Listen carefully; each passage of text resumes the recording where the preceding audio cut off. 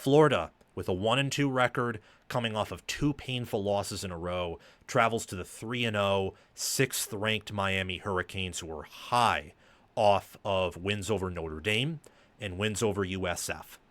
It's going to be 81 degrees Fahrenheit in Hard Rock Stadium with College game day in attendance at kickoff. 6-mile-per-hour winds. Kickoff is at 7:30 p.m. Eastern Time, by the way. The spread is currently Miami minus 7.5. Before I resume, please like, share, subscribe, hit the notification bells, and comment your thoughts down below. I love your engagement. Don't just hit the notification bell for my main channel. Hit the bell for any team playlists attached to the video if interested. If your team is not there or you're not interested, please navigate to my home channel page. Check out the playlists tab. Your team will be there if it's a Power 4 team. And hit the notification bell so that you can get notified when I cover that specific team. If you want additional content, bonus content, sign up as a paid member of the channel with the appropriate tier. I also give priority reply to members. And check out our Discord server. It's free. You get to interact with me. I get to pop in there. And the Discord server will notify you when we go live or when I upload videos. Was in the preseason, I think Miami minus 3. And for much of the year so far, I think through 2 weeks, it stayed there. They didn't adjust it. The books came out and adjusted it. It's now Miami minus 7.5. And where I looked on FanDuel, it was actually juiced towards Miami covering. I think that has a lot to do with a few factors that I want to discuss. Mostly the quit factor, but also the idea that Florida's offense just isn't what many who I respect, who are more well-known and should be more well-known than I am, who are better than I. Right now, I strongly believe this channel one day will be the best college football channel. But Florida has been very clunky on offense. I mean, beyond clunky, disorderly, disorganized. It's been chaos. It has been, this is the best term to describe Florida's offense. Cancerous. That's the term. It doesn't make sense. It popped out of nowhere. It's a plague. It sucks if you're a Florida fan to deal with, but you have to accept the diagnosis here. This offense has been dreadful. The defense has been what I expected it to be, which was a very talented unit. In fact, I'd say it's been better than I expected it to be, even with Tyreek Sapp and Caleb Banks and other talented players. But Miami looks like they've reloaded, if not improved as an overall quality team, because the offense is excelling and is reloaded at wide receiver. The defense looks much better under Corey Heatherman. For Florida, it's kind of a Jekyll and Hyde situation. The ugliness of the offense, the beauty of the defense, and to a certain degree, the special teams unit. If Florida quits, you'll know within the first few minutes. I mean, Miami will, because College game day's there, I imagine Hard Rock Stadium will once again be sold out or very close to it. I think that Miami is going to steamroll them if Florida quits. But I don't want to assume that they're going to quit. So I want to get that out of the way, and I'm going to take this approach that Florida is not going to quit for a few reasons here that I want to address. Number one, you're 1-2, and you've lost a conference game on the road to the, I believe, highest-ranked SEC team. Why would you quit? Why? Especially if you were a player who's maybe newer to the roster or has a lot to lose, such as Lagway. If Lagway continues to perform this way, his NIL value, his draft stock value is going to plummet. Why would you quit right now? Your coach also hasn't been fired yet. If Napier was fired, this would be a quick preview. I wouldn't dive into this at all, and I would tell you Miami's going to cover 7.5, and it wouldn't be close. But Napier's not fired yet. And if there is any time to save his job, to shift all the chips in the table, it's here. It's now. Their margin of victory has been straight up awful, mostly because of the offense, which is only scoring 0.181 points per play. You know how pathetic that is? 0.18 points per play offensively. That's disgusting. That is just a straight up travesty. I don't even know how. I know they played a good defense in LSU, but USF's defense is not that good.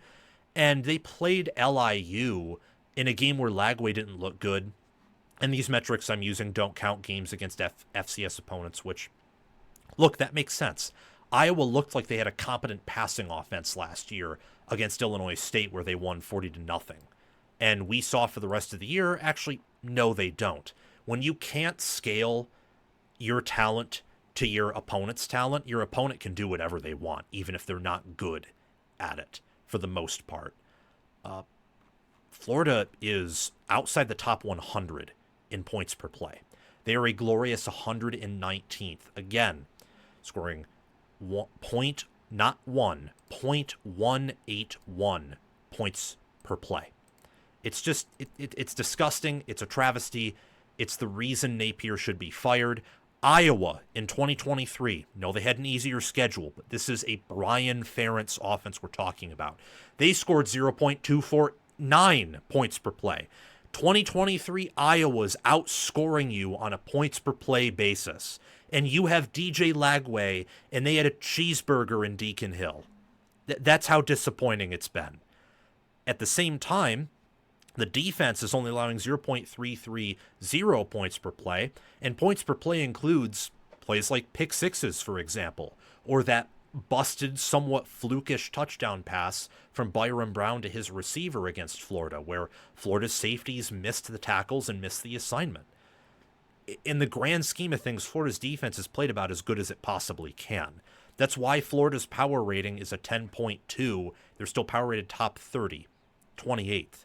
Miami's is a 17.1, which is 11th. Looking at home field advantage here, Miami should be favored by, little over 7 points.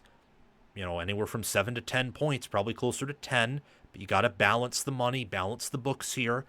And that's where you get the 7.5, and it's juice to the Miami side. I think for Florida, their X Factor players and units are all on defense at this point. I can't even say, sadly, that Lagway is an impact player. I don't think he is. He's looked downright dreadful. When you throw 5 interceptions in a game, well, you're John O'Corn, you're Tanner Lead, you're Adrian Martinez when he was broken and not playing well. You're Heinrich Harburg. Just naming, you're Deacon Hill, naming all of these bad quarterbacks that I've watched mostly from the Big Ten West, by the way. Most of them. That's what you are. When you throw 5 picks in a game, it's hard to come back from that. So I'm not going to make the assumption that Lagway's all of a sudden going to look good. I think he needs a break. He either needs a bye week to reset and practice and gain chemistry with his receivers, a couple of easy games, which Florida does not have on their schedule, or he needs to go to a new school. So for Florida, pay attention to Tyreek Sapp, Jamari Lyons, George Gums, Caleb Banks, Miles Graham, Jordan Castell, Devin Moore, Sharif Denson on defense. For Miami, much better constructed overall roster, possibly has the best lines of scrimmage in the country, and they have a top 5, top 10 quarterback, could be the best quarterback in college football right now, actually, in Carson Beck. I mean, you have Francis Mauigoa, Markel Bell, James Brockermeyer. You have a receiver core that reloaded with Malachi Toney, a true freshman, CJ Daniels, Keelan Marion. Josiah Trader, they expected to break out, and he looks good. He's not even one of their starting receivers. He's in the rotation because they're that deep there. Mark Fletcher, Charmar Brown, Jordan Lyle are an excellent running back group. And on defense, David Blade Jr., Ahmad Moten Sr., Justin Scott. These are all players. All of these players weigh in or around 300 pounds, were highly recruited out of high school, have been developed pretty well. Reuben Bain Jr., 275, 6'3", a pick, a forced fumble, 1.5 sacks. I'd say right now he's the best defensive end in America. Better than Colin Simmons, better than Peter Woods, better than Dylan Stewart at South Carolina. He's just absolutely phenomenal. And their DB group has improved too. You best believe that. Again, for Florida, the quit factor is something that has to be considered here, because at this point, you're not beating both Georgia and Texas. It's not happening. You're not beating both Florida State. Florida State was viewed by many, including me, as kind of a free win for Florida early in the preseason and in the preseason in general. It's not that anymore. It's nowhere close, especially assuming Florida takes more losses that likely put Napier under more pressure. They should be underdogs to Florida State, even in the swamp right now. They should be. So, quit factor, you got to think that some of this pressure might get to the players. Again, I'm not assuming it will, but that's a question we have to consider. As for Miami, can they run the football? That's a big deal because Florida has done a good job.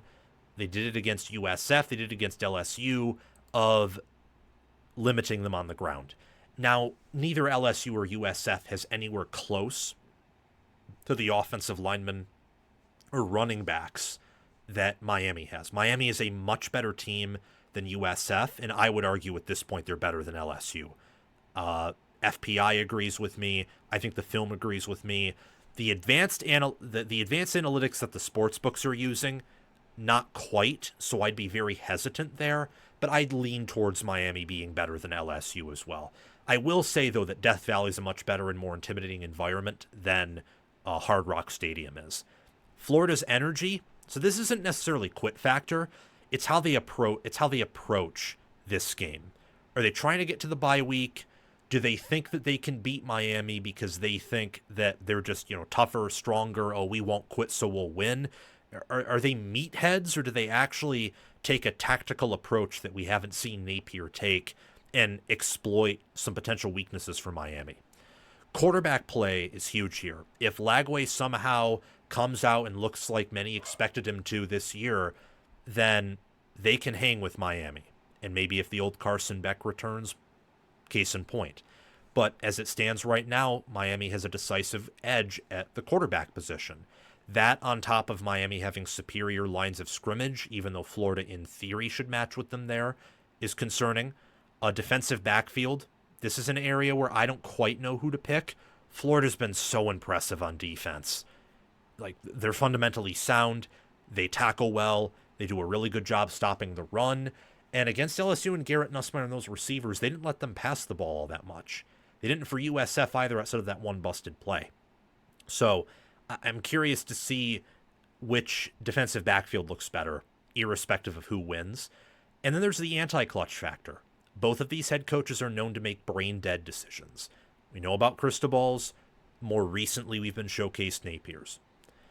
Which staff coaches better, or maybe a better, funnier way of phrasing this is which staff makes the least amount of mind-boggling, game-breaking mistakes. I want to move on and lean into my prediction here. And I think the best way of putting this is just coming out and straight up saying, I think that Miami's going to win, and I think they're going to cover. I think the game will be competitive, but I think Miami will win by double digits and pull away late. I do believe that. And I do because they're the better overall team. And I also, it's a little bit, and I'm going to showcase this theory in other matchups. I think there could be a little bit of Michigan-Georgia theory. It's a term coined by friend of the channel, Baldfather Betts. I love it. Michigan-Georgia theory is a reference to Michigan playing Georgia in 2021 in the Orange Bowl. And Georgia and Michigan wanted to do the same thing offensively and defensively, but Georgia was just drastically better at every position. Almost no player for Michigan outside of maybe Aiden Hutchinson, maybe one of Michigan's guards, maybe, honestly, that's it. Like, only one or maybe two Michigan players on that team would have started over Georgia, and they probably would have been rotating. So what all that means is that when you have two teams who want to do the same thing and one team is better at almost every position, that team is going to win 9 out of 10 or 10 out of 10 times. Often they can win very decisively. I don't think it's as extreme here, but I think with Lagway being limited, Florida, if they are smart, is going to be reduced to running the football, and Miami's better at running the ball, and I think just as good, if not better, at stopping the run than Florida is. Just look at what they did to Notre Dame. Notre Dame had some successful runs, but Notre Dame's rushing offense and those backs are really, really good. They have a better O-line and running back room than Florida does, for sure. I love Miami's defense against Florida's offense, and I like Miami's offense to eventually get behind this Florida defense and wear them out. I also think their staff is much better, and they're slightly more talented, especially when factoring in development. So I have Miami winning, covering that 7.5-point line. They will pull away from this game late and control the game from start to finish. Thank you so much for watching College Football with Sam. Remember to like, share, subscribe, hit the notification bells, and comment your thoughts down below. Again, for the notification bells, don't just hit the bell for my main channel, hit it for any team playlists attached, or if you're not interested in those teams, navigate to my channel homepage, to the playlists tab. There will be a playlist for your favorite team if it's a Power 4 team. Hit the notification bell for that playlist so you can get notified when I mention them or talk about the conference broadly that they reside in. If you want bonus content, sign up as a paid member. And our Discord server is totally free. You get to interact with me and several other diehard football fans in there. So do those things. Most of them are free. And if you want to go the extra mile, there's always the Patreon page and YouTube memberships.